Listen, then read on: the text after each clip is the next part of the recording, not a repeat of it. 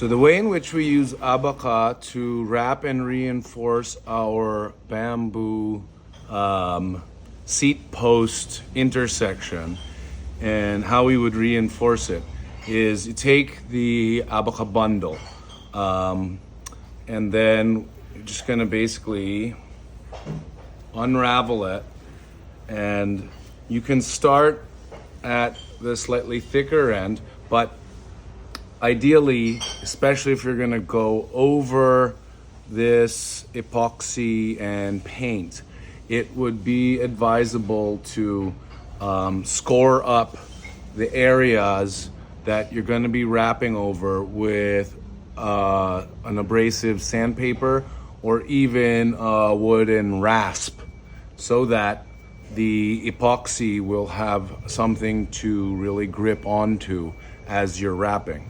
And basically, you're gonna take a 2-part epoxy, and you don't want the fast pot life one. Anything over an hour pot life, you'll be safe.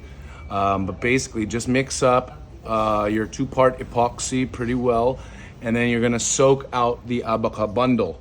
And then when you start, of course, you should be wearing some gloves because you don't want your hands to get coated in the epoxy. The way you typically would start is you just get a little bit of an overlap so that you can tighten down the Abaca. And then your ideal situation is you're going to be going for figure eights, like ocho ocho. You're going to be coming across and down, and you're just feeding the bundle around, and then you're going to be crossing over the sections that you were on and just doing figure eights so that you're basically reinforcing the spots and pulling down the Abaca on areas that you've wrapped. And it's just a matter of continually rolling these up, and then you can have prepared an additional Abaca so that you can then cover this and continue going. So what we do is you take your next piece, and where you stopped,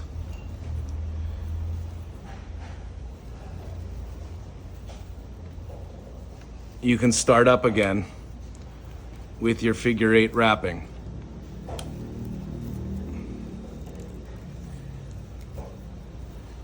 And then always just trying to pull it down. And don't worry about the loose fibers too much, because with the epoxy, this will be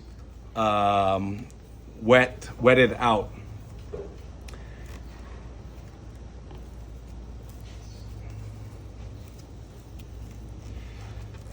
And then once you've built it up quite a bit,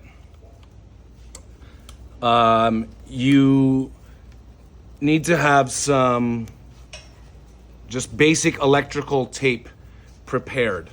And so what you're gonna do is at the end, if you can, just kind of slide one end in or knot it off. And then you're gonna take electrical tape and kind of wrap it around. The sticky side is down, that's fine. And you're just gonna be using it to compress, because the epoxy will not stick to the electrical tape. So you're gonna just keep wrapping that around until you form basically a kind of a bootleg vacuum seal. It's not airtight, but it will hold and compress the Abaca fibers and the epoxy down together, and then allow it to cure. You're gonna need probably 24 hours for that epoxy to cure. And this will also help accelerate the process, especially if you're in a cold area, because the epoxy likes heat for its curing process. And yeah, If it's cold, sometimes it'll stay tacky for a long time and just take a little longer to cure. But if you just make sure you mix your epoxy well and keep it indoors, you should be all right. And then once it's cured hard, you take your electrical tape and then you're going to unwrap it. So leave a little bit of an end on your electrical tape so that you can unwrap it, and then you will see a much finer compressed Abaca and epoxy reinforcement. So please reach out if you have any questions, and we'll be happy to talk and walk you through it. All right? Take care, and bambuhay.